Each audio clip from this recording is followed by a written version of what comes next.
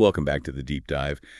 Today we are doing something that feels a little bit, I don't know, illicit, I guess. Illicit. That's a strong word to start with. Well, yeah, but it feels like we are trespassing on private property, or maybe walking into a room in a museum that's been uh, roped off for renovations for like 50 years. That is a very specific vibe. What kind of room are we breaking into today? The theological room. And I mean, I don't mean the spirituality room where we usually talk about meditation apps and finding your flow state and all that. Right. The trendy stuff. Exactly. I mean, the dusty, heavy structural room of old school theology.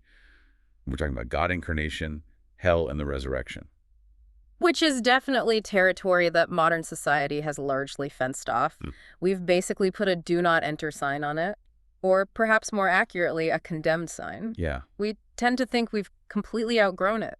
Exactly. We usually spend our time on this deep dive breaking down tech trends or geopolitical shifts or the latest psychological research on productivity for you guys. But today we're looking at a stack of material centered around a figure who claims that those ancient concepts, the ones we think we've totally outgrown, might actually be the only things that can make sense of the modern mess we're in. And we are breaking down the ideas of Arnold Huigen. Arnold Huigen. Now, before we get into his actual ideas, we have to talk about his title. Because in the world of academia, you usually get titles like Professor of Dogmatics, which he is. He is, yeah. But he holds another title that is, well, it's intense. It's arguably the most heavy metal academic title I've ever heard. Right. He is the Theologian of the Fatherland in the Netherlands. Theoloog de Vaderlands. It sounds like something out of a 19th century novel. Or maybe a very serious fantasy series. It really does. And Huigen actually addresses this right away in the source material. He knows it sounds archaic. He explains that it's actually a play on the title Poet of the Fatherland, which is a real honorary position in the Netherlands, kind of like a poet laureate. Right. But he tells this incredibly awkward story about the poet of the fatherland traveling to Germany. Oh, man, I can see where this is going. Yeah. So the Dutch poet gets introduced in a German literary hall as the poet of the fatherland, or Vaterland, and suddenly the room temperature just drops 10 degrees. Because in Germany, since the 1930s and 40s, talking about the Vaderland isn't exactly a chill vibe. Not at all. It carries the massive weight of nationalism, the war, the Nazis. It's a heavily tainted word. Which is a fascinating linguistic trap to fall into. Yep. But Huigen actually leans into it. He says he likes the title Theologian of the Fatherland. He finds it to have a nice stately ring to it. He does, but I think there's something deeper there than just enjoying a fancy title. He isn't using fatherland in a nationalist blood and soil kind of way. He's using it to claim a public space. Explain that a bit more, because theologian usually implies you're talking exclusively to the church, or like you're literally preaching to the choir. Exactly. But a theologian in the fatherland implies a structural responsibility to the whole nation, believers and non-believers alike. He's deliberately positioning himself as a public thinker. Okay. His core argument is that theology isn't just a quirky hobby for religious people. It's a lens for understanding reality that everyone might desperately need right now. And that really sets up the mission of this deep dive today. We are trying to answer the core question Huigen poses. In a secular modern society, a society where the vast majority of people believe God does not exist, or if he does, he's totally irrelevant, is there still a place for theology? And let's raise the stakes on that for you listening. We aren't just asking if it's an interesting intellectual exercise. We're asking if concepts like hell and grace and resurrection actually offer a better framework for our modern crises than our current go-to solutions. You mean like self-help books and mindfulness apps and political polarization? That is a massive claim. Because we live in the golden age of self-optimization. If I'm stressed about the state of the world, the cultural prescription right now is to meditate. Sure. If I'm unhappy, I should journal. If I'm anxious, I should do yoga. But Huigen seems to think that's basically a dead end. He does, and this is where we really have to start. Looking at the crisis of meaning versus mindfulness, Huigen is pretty severely critical of what he calls the Zen approach to modern life. Now, hold on. I have to play devil's advocate here immediately. I use mindfulness apps. A lot of our listeners do. I try to breathe through stress, and it works. Is he saying that trying to be calm is actually bad? Because that seems like a really strange hill to die on. No, he's not saying relaxation is bad. If you have a headache, you take an aspirin. If you're stressed, you breathe. His critique is much deeper than that. He argues that practices like yoga, introspection, and mindfulness are fundamentally internal. Internal? Meaning what exactly? Meaning they are entirely about calming your own mind. They're about getting yourself to a state of being tranquilo, as he puts it. Okay, but what's wrong with being tranquilo? I want to be tranquilo. Nothing is wrong with it if the world around you is stable. Huigen argues that the Zen approach works perfectly if your biggest problems are a rude email from your boss, or bad traffic on the commute, or just general existential ennui. Right, the everyday friction. But Huigen looks around at the actual world, the geopolitical world right now, and says the house is on fire. Yeah, he brings up the war in Ukraine defense, spending the massive shifts in global power dynamics. Exactly. He says when the world is effectively on fire, looking inward just isn't enough. In fact, it might actually be a form of denial. Wow. You cannot mindfulness your way out of a war. You cannot breathe your way out of structural injustice. And he makes a really striking, almost uncomfortable comparison here. He says mindfulness is a luxury product. A luxury product. Yes. He points out that while we in the West are sitting on our meditation cushions trying to find inner peace, there are people working in brutal mines to produce the cobalt for the iPhones we're running those very meditation apps on. Damn, that is a really heavy hit. It's meant to be. He's asking, what does your inner peace offer the miner? Nothing. If you tell a person in a conflict zone or an exploitative labor camp to just look inward and find peace, Yeah. it's almost an insult. It's completely bypassing the reality of their suffering. Exactly. And this is the major pivot point. Huigen argues that theology is fundamentally different from self-help, because theology claims that the world needs redemption, not just the self. Psychology tries to help you cope with a broken world. Theology claims the world actually needs to be fixed. So it's the difference between saying I need to feel better about the reality and saying the reality itself needs to change. Correct. But, and this is the huge but, if we start talking about the world needing redemption, we immediately run into the single biggest barrier modern people have with religion. If the world is broken and needs fixing, who is supposed to fix it? The man on the cloud. The man on the cloud. This is the image, right? Even if you've never set foot in a church in your life, you have this cultural caricature of God baked into you. He's an old guy, usually white, long beard, sitting on a cumulus cloud. He's the CEO of the universe. He pulls the levers. He manages the entire system. And the logic follows naturally from that. If he is the manager and the world is a complete mess, wars, cobalt, mines, cancer, then he's a very bad manager. Right. I look at the news, I see the suffering, and I say, I don't believe in that guy. Because if he exists, he's either totally incompetent or he's deeply cruel. And here's where Huigen does something really disarming for a theologian. He says, good, I don't believe in him either. Wait, the theologian of the Fatherland doesn't believe in the God who runs the universe. He doesn't believe in the caricature. He argues that the man on the cloud is just a straw man. It's a projection of how we would run the world if we were in charge, a strict top-down hierarchy. He says that if you're looking up for a distant manager who is running a perfect machine, you're looking in the completely wrong direction. Because that's basically deism, right? Yeah. The watchmaker who winds it up and steps back. But it's not the Christian claim. Not at all. So if we aren't supposed to look up to the clouds, where are we supposed to look? But he says we should look around, specifically at a historical figure, Jesus of Nazareth. Okay, and this moves us into this really radical nature of the incarnation. And I want to slow down here because Huigen uses some language that feels very, I don't know, earthy. He pivots from God as CEO to something much grittier. Gritty is definitely the right word. Huigen is a professor of dogmatics, so he deals with the Trinity all the time. Father, Son, Holy Spirit. Now, usually when we hear Trinity, we think of abstract diagrams or confusing math, right? Like 1 + 1 + 1 = 1. Yet it's usually very dry. But Huigen calls the incarnation the idea that the Son became human mind-blowing. How so? He explains it as a paradox of altitude. We tend to think of God as the high God, the ultimate, the absolute. Right, the unmoved mover. Analytical philosophy and mathematics treat God this way, the being that is perfect, distant, and totally unaffected by the mess of the world. But Huigen says the central Christian claim is that the high God is capable of going low. Low? How low are we talking? Into the dirt, into the actual biology of a human being. Huigen emphasizes that God isn't just the highest being. He is a being who allows himself to be incredibly small. He paints this wonderfully human picture of Jesus that I think many people, even lifelong Christians, tend to gloss over. He says, think about the fact that Jesus had to learn to talk. You know, I actually never thought about that. You kind of just assume he came out of the womb quoting Psalms or speaking perfect Aramaic. Right. But Huygen says no, he was an infant. He had to babble. He had to learn motor control. He had to learn to walk and probably fell down and scraped his knees constantly.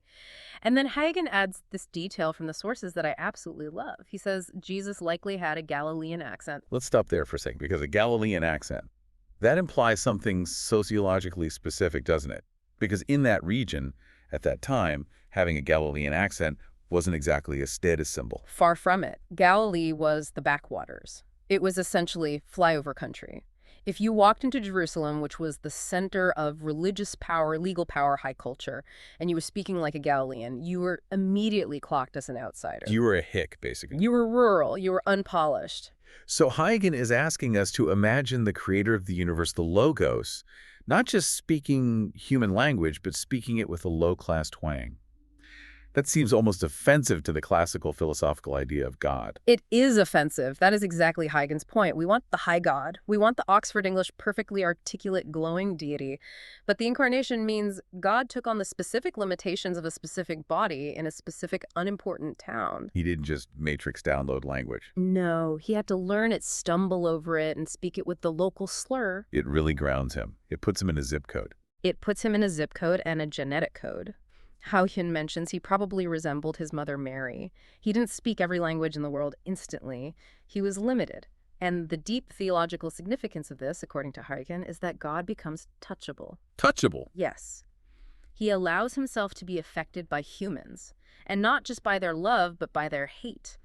Huigen points to the cross not primarily as a transaction for sin, though obviously that's part of the theology, but as the moment where God actively let humanity push him away, hurt him, and kill him. So instead of a God who is immune to us like man on the cloud, who is completely safe from our wars and our anger, it's a God who is entirely vulnerable to us. Which is a complete reversal of the hierarchy we usually imagine. The man on the cloud is safe. The God in the dirt is in danger. And that leads to the next logical step in his framework. If God is in the dirt, if God is vulnerable, if God actually dies, what happens next? The resurrection. But we have to be really careful here, because for a modern listener, and frankly for me, this is where the record usually scratches. Absolutely. We can handle Jesus was a cool moral teacher with a rural accent. We can handle the idea that God understands suffering. But the physical resurrection, a dead body getting up, that is a biological impossibility. And Huygen knows that. He knows exactly who he's talking to. He doesn't ask you to check your brain at the door. He treats the resurrection not as a cheap magic trick, but as a breaker of reality. He talks about a specific sermon regarding a man with a withered hand, right? Yes. The story of the man with the shriveled hand. Let's look at the actual physics of that. Medically, scientifically, we know that a withered hand atrophied muscle-dead nerves, perhaps necrotic tissue. It doesn't just inflate and become healthy again because someone says a word. Right. It violates the laws of entropy. Exactly. It's a closed system of cause and effect. Dead is dead. Broken is broken. It is what it is. It is what it is. Hold on to that exact phrase because we're going to come back to it. Huygen acknowledges that modern people profoundly struggle with this. He even admits, in a sense, I can't believe it either. Meaning, looking at the world through a purely material scientific lens, it makes absolutely no sense. But he poses a challenge to that closed system view. What's the challenge? He says, look, we cannot technically prove God exists, but we also cannot prove that the system is closed. We cannot prove that something is impossible just because we haven't seen it happen yet. This is essentially the black swan theory. Right. Just because you've only ever seen white swans doesn't mean a black one doesn't exist somewhere. Right. So he's asking a massive what if. What if the laws of entropy and death aren't the final word? What if the system isn't closed? If Jesus actually rose from the dead? If that one singular event happened in history, then the fundamental rules of the universe are different than we thought.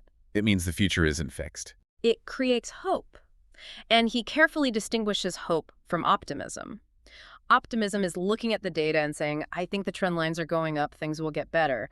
Hope is looking at the data, seeing that it's a complete disaster, but believing that the rules of the game can be broken from the outside. It stops people from being trapped in that fatalism of, well, it is what it is. Exactly. It shatters fatalism.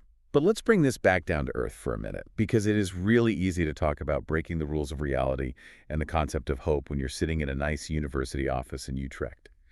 But what about when things are truly horrific? Which brings us to suffering And theodicy. Theodicy, the vindication of God. It is, without a doubt, the hardest question in the history of religion. If God is good and powerful, why is the world so full of pain? Huigen doesn't shy away from this at all. He references a tweet that he saw. It wasn't an abstract philosophical question. It was a photo. Yes, a photo of a horrific scene, a lynching or a torture scene with the caption, "Where was God?" It's a total gut punch of a question. Because if you believe in the man on the cloud, that photo is hard evidence of his failure. If he's running this system, he's running a torture chamber. Exactly. If God is the man in the machine room pulling the levers, then he deliberately pulled the lever for lynching. That makes him a monster. But Huigen flips it because he believes in the God who came down, the God with the Galilean accent who died on a cross for him. He answers that question very differently. He says God wasn't in the clouds watching, God was in the suffering. He says God was in Auschwitz. That is a disturbing but incredibly profound thought.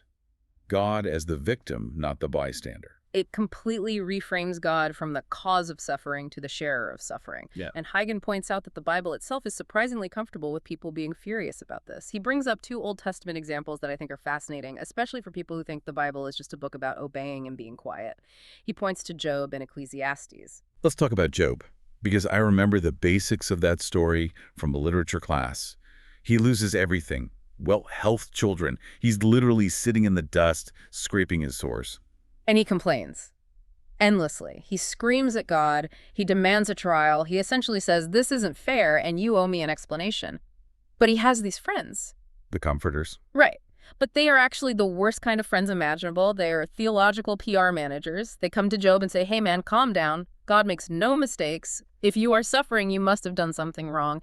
The system works perfectly, so you must be the glitch. That is classic gaslighting. You attracted this negative energy. Total spiritual gaslighting. They are desperately defending the man on the cloud. They are saying the system is perfect. But here's the kicker in the text. In the end, God shows up in a whirlwind, and God says, Job, the guy who was complaining, screaming, and accusing, was right, and the pious defending friends were wrong. Okay, wait, I have to push back on that. You're saying God preferred the guy screaming at him over the guys defending his honor. That goes against every religious instinct I have. Isn't faith supposed to be about trusting the plan, not yelling at the planner? That is the intuitive answer, yes. That's exactly what Job's friends thought. But Huigen argues that by screaming, Job was actually taking God more seriously than his friends were. How so? Screaming seems inherently disrespectful. Because you only scream at someone if you believe they are actually there and that they actually have the power to fix the situation. The friends were treating God like a delicate, abstract concept that needed protecting. Job treated God like a real person who owed him an answer. It's a relationship. It's messy, it's angry, but it's real. So the complaint itself is an act of faith. Exactly. Huigen argues that Christianity structurally includes the complaint. It gives you an address to send your anger to. That's a powerful image. An address for complaints. Think about the alternative. If you are a strict materialist and atheist, as Huigen points out, and you get cancer or a war breaks out, who do you get angry at? Bad luck. Genetics. Geopolitics. Exactly. It's just statistics. It's genetic bad luck. Yeah. There is no one to blame, which means there is no relationship to the tragedy. It's just a random event in a cold universe. Huigen says faith gives you a target for your grief. It validates the visceral feeling that this should not be happening. It gives you permission to say out loud that the world is broken and wrong. And speaking of things that are wrong, let's talk about hell. Because Huigen is writing a book called Inferno, which again feels very man on the cloud, fire, pitchforks, eternal torture chambers. Right, a little nod to Dan Brown there with the title. But he's not talking about the cartoon version of hell at all. He's talking about the theology of now. He notes how we actually use the word hell constantly in our daily lives today. We talk about the hell of burnout.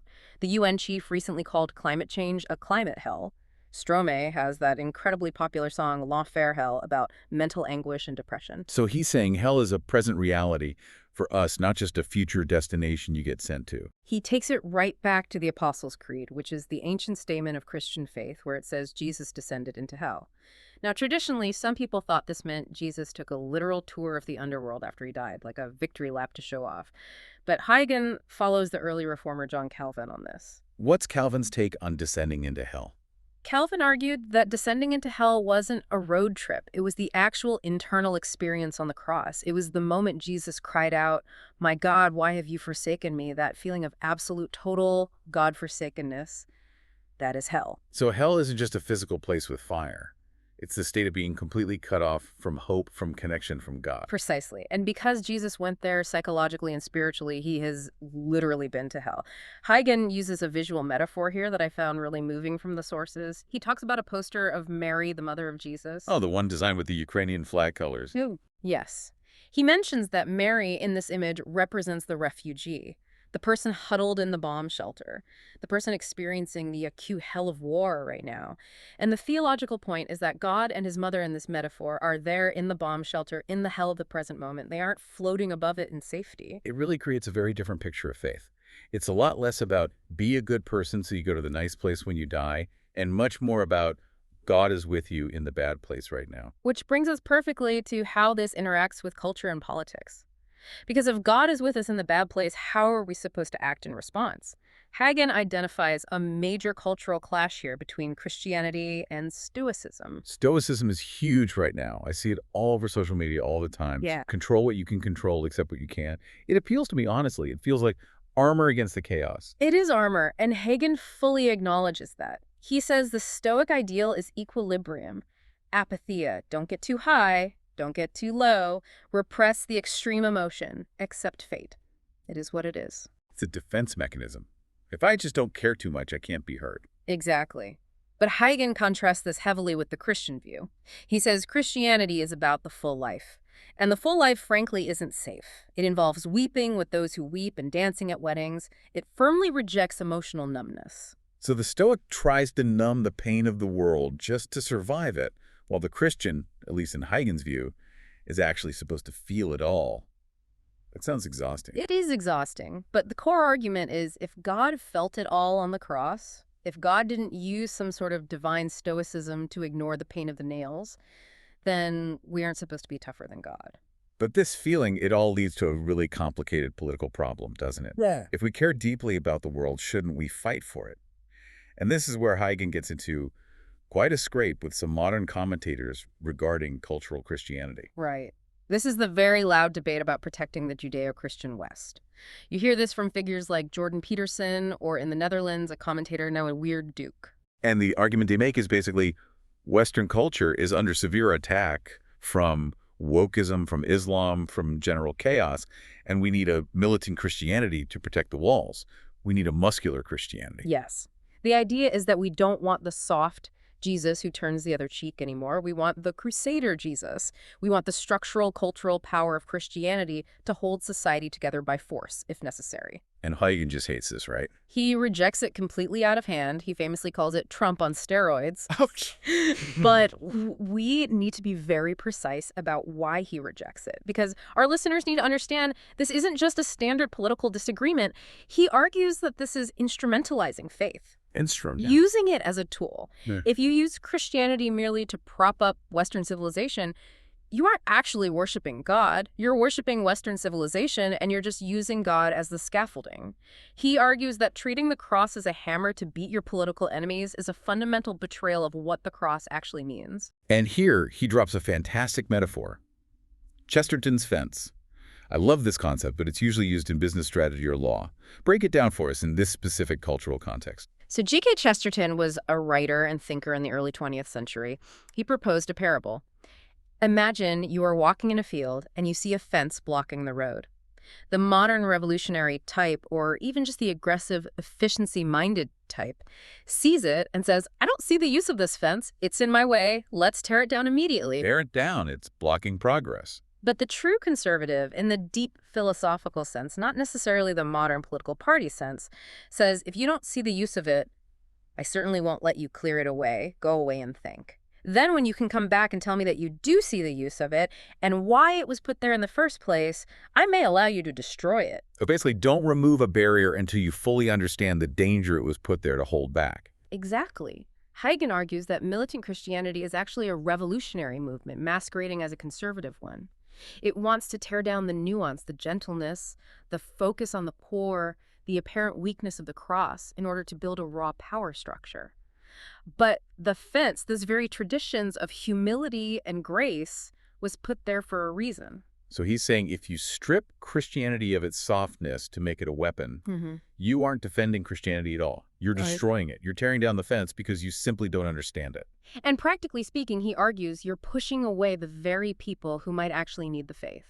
He argues that this militant polarization just creates deeper echo chambers. The people out there genuinely searching for meaning, the spiritual seekers, they don't want another culture war. They want hope. They want a true alternative to the noise, not just louder noise. But, and here's another big but, people do want clarity. We see this constantly with Gen Z. There is a massive, overwhelming craving for rules. Tell me what to eat. Tell me who to date. Tell me exactly how to live. Jordan Peterson appeals massively to this demographic because he says, clean your room, stand up straight, it's incredibly clear. It is what Huigen calls the cult of clarity, and he fully acknowledges the appeal. When the world is totally chaotic, we desperately want a checklist. We want binary answers. Heaven or hell, good or bad, in or out. But Huigen says Jesus doesn't play that game. This is one of my absolute favorite insights from the source material. He says Jesus is a tilter. A tilter, like a pinball machine. In a way, yeah. Whenever someone tries to trap Jesus with a binary question, a strict yes or no trap, Jesus tilts the perspective. He flat out refuses to accept the premise of the question. Can we walk through an example of this? Because he lists a few famous ones, and I want to really see this mechanic in action for our listeners. Let's look at the classic one. The woman caught in adultery. Set the scene. It's dusty. It's hot. A mob of angry religious leaders drags a woman in front of Jesus. They have heavy stones in their hands. And the law is crystal clear on this. Deuteronomy says, if caught in adultery, stone them. So the trap is set. Jesus, do you follow the law and stone her, or do you break the law and let her go? Right. If he says stone her, he's cruel, and he instantly loses his reputation as a compassionate friend of sinners. If he says let her go, he's a heretic who visibly hates the Bible. It is the perfect binary trap. So how does he tilt it? First, by silence. He literally writes in the dust. He slows down the tempo of the mob, but then he tilts the camera. The camera was entirely focused on the woman and her sin. Jesus tilts the camera onto the judges. He asks, where is the man? Wait, does he actually ask that in the text? It's heavily implied in the situation. Adultery takes two people. Where is the guy? The entire setup is visibly corrupt, but explicitly he says the famous line, let him who is without sin cast the first stone. He brilliantly shifts the focus from the woman's crime to the judge's own hearts. He tilts the question from, is she guilty, to, are you qualified to judge? And Huigen notes a beautiful psychological detail in the story. The oldest men drop their stones and leave first. Why the oldest? Because they have the most self-knowledge. They've lived long enough to know for a fact they aren't innocent. They know exactly where the bodies are buried in their own lives. The young, hot-headed ones might have stayed a little longer thinking they were pure, but the wisdom of age made the older ones drop the stones immediately. That is profound. He doesn't say the law is wrong, but he makes it practically impossible to execute it without glaring hypocrisy. He does it again with taxes. The Pharisees ask, should we pay taxes to Caesar? Yes means you openly support the Roman occupier and you're a traitor to Israel. No means you're a political rebel and the Romans will arrest you on the spot. Another perfect binary trap. Jesus asks for a coin. He asks whose image is on this. They say Caesar's. He says, give to Caesar what is Caesar's. Which just sounds like pay your taxes. But then he adds the vital tilt, and give to God what is God's. What does that actually mean in that context? Think about the underlying logic. The coin bears Caesar's image, so it belongs to Caesar. Give the shiny metal back to the guy who minted it. But you, the human being, bear God's image. Going all the way back to Genesis 1, you are made in the image of God, so give yourself to God. He tilts the question entirely away from financial politics to total spiritual allegiance. He essentially says, sure, pay the tax, but don't give Caesar your soul. Huigen even boldly applies this tilting to modern debates like abortion, which is arguably the most explosive binary we have in the West today. Pro-life versus pro-choice. He does. And this is extremely brave of him to tackle. He says the current debate is almost always shouted in strict binaries. Murder versus my body. Huigen suggests we need to tilt the perspective to the wider context. Instead of just judging the act in strict isolation, look at the world that necessitates it. Why is the woman in this desperate position? What about poverty? What about access to healthcare? What about the support system that totally fails her? So he's refusing to just hand down a simple rule, allowed or forbidden, and instead insisting on looking at the messy, complex ecosystem of the entire problem. Which is very uncomfortable for us. We want the easy rule. But Huigen argues that is exactly where Jesus lives, in the messy nuance, not the binary rule book. He refuses to let us be intellectually or morally lazy. I want to zoom out to you, the listener, right now, because we've talked a lot about structural theology, culture, politics, ancient history. But Huigen is also a pastor at heart. He deals with individuals, and he spends time talking about the modern malaise. This really hits home for the learner profile we talk about. You guys listening, the high achievers, Yeah. the people actively trying to optimize their lives and careers. Huigen aggressively critiques the makeable society, the idea that if you just work hard, get the cum laude degree, join all the right clubs and network, you will inevitably succeed. The pure meritocracy. It's the standard script we were all handed from birth. If you fail, it's simply because you didn't hustle hard enough. He calls it a lie, a very cruel lie. You can do absolutely everything right and still fail. Or, as he points out, with a pretty brutal real-world example, you can be the most successful 25-year-old in the world and randomly get a brain hemorrhage. He mentions a specific place in the text, the Dan the Hughes Center. Yes. It's a highly specialized rehab center in the Netherlands for young people aged 16 to 75 with non-congenital brain injuries. These are young people right in the prime of life.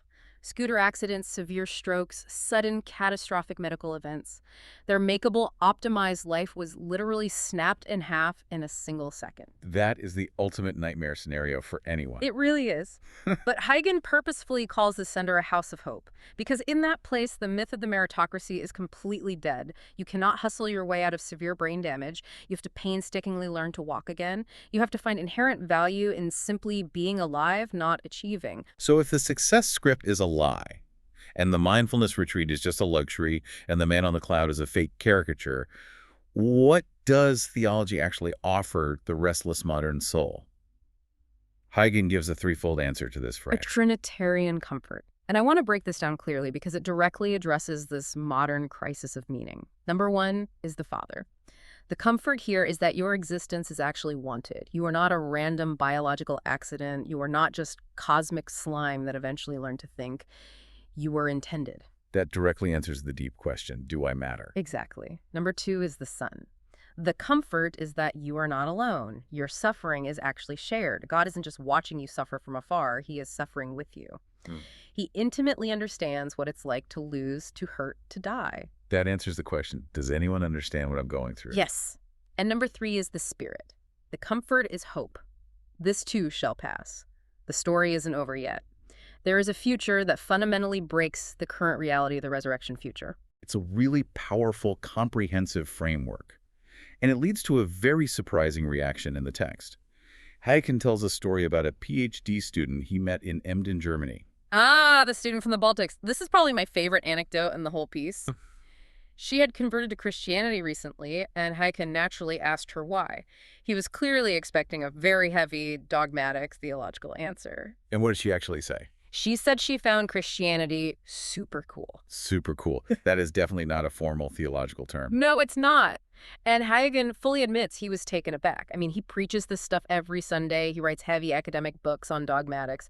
But he was genuinely shocked that someone intuitively felt that cool factor. What did she mean by cool in that context? She meant it was incredibly energy-giving. It was a joy of discovery. The Greek word evangelion, gospel, literally translates to good news, like a massive headline.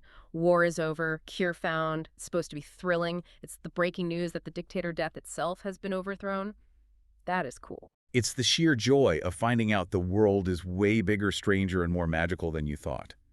It's finding out the system isn't closed after all. Exactly. Whether you personally believe it or not, the intellectual architecture of it is just breathtaking. It completely opens up the ceiling of the universe. So as we wrap up this deep dive today, where does that ultimately leave us? It leaves us with Huygens' closing challenge regarding the fence. We have rapidly torn down a lot of fences in the modern West. We've torn down the fence of rest of the Sabbath, and now we are universally burned out. We've torn down the fence of community in favor of hyper-individualism, and now we are experiencing an epidemic of loneliness.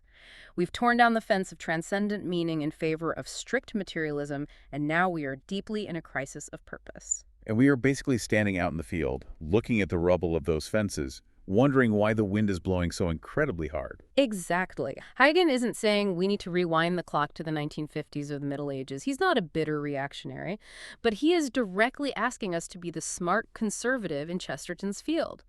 Look at the rubble. Ask why was this here in the first place? And is it possible that the man on the cloud was just a lazy caricature we created so we could easily dismiss something that was actually meant to save us? That is the real provocation for you to mull over today. If you've been actively tearing down fences, maybe stop. Look carefully for the post holes. You might just find something vital was there. Arnold Huigen's work challenges us to look way beyond the exhausted binary of atheist versus fundamentalist and find that radical, gritty hope right in the middle. It's a profound deep dive, definitely worth taking. Thanks for listening. We'll see you next time.